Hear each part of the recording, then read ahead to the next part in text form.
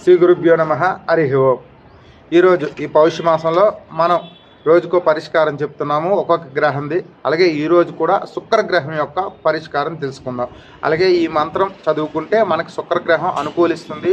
అలాగే ఆ శుక్రుడి యొక్క అనుకూలం ఉంటే ఎటువంటి తగాదాలు రావు. శుక్రుడు అంటే సూర్యుడి యొక్క ఎదురుగుండా ఉంటాడు కాబట్టి ఆయన వేడిని తట్టుకోలేక ఇద్దరి మధ్య కానీ నలుగురు మధ్య కానీ తగువులు పెట్టడానికి ఎక్కువగా ఉంటుంది.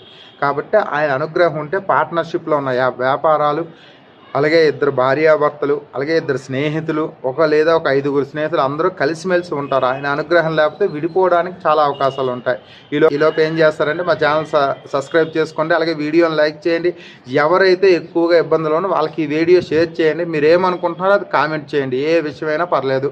ఆ విషయానికి ఏదైనా పరిష్కారం మా దగ్గర ఉంటే నేను చెప్తాను, కంపల్సరీగా చెప్తాను. ఈరోజు శుక్రగ్రహం యొక్క మంత్రం తెలుసుకుందాం.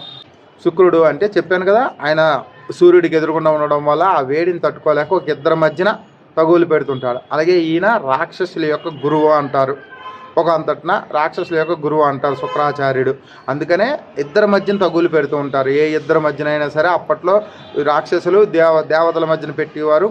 ఇప్పుడేంచి మన మధ్యన మనం అంటే నేను నా స్నేహితుడి మధ్య, లేదు నేను నా భార్య మధ్య, లేదు నేను నా పిల్లల మధ్య, లేదా నేను నా తమ్ముడి మధ్య, ఇలాగ అందరి మధ్యని తగువులు పెట్టడానికి ఈయన కారకుడు. ఈయన అనుకూలంగా ఉంటే మనకి ఎటువంటి తగువులు ఉండవు ఎవరి మధ్యన కూడా. ఆయన యొక్క మంత్రం తెలుసుకుందాం. చూసే చదవండి, చూడకుండా వద్దు. అందరికీ చెప్తున్నాను, చూసే చదవండి.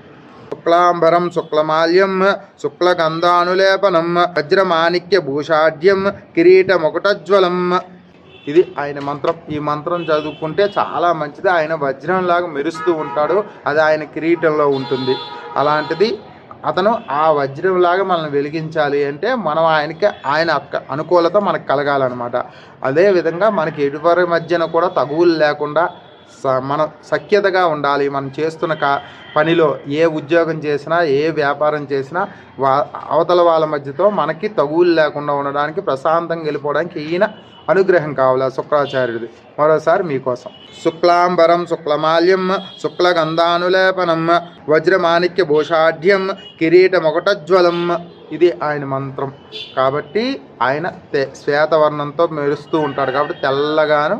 అందుకని ఆయన్ని మనం ప్రతినిత్యం చదువుకుంటే లేదా కోరుకుంటే మనకి ఏవైనా తగువులు ఎక్కువగా వస్తున్నాయంటే ఆయన మంత్రం చదువుకోవడం వల్ల మనకు అన్నీ కూడా సమసిపోతాయి. జై శ్రీరామ్, జై హింద్, శ్రీమాత్రే నమః. రేపటి వీడియోలో మళ్ళీ కలుసుకుందాం.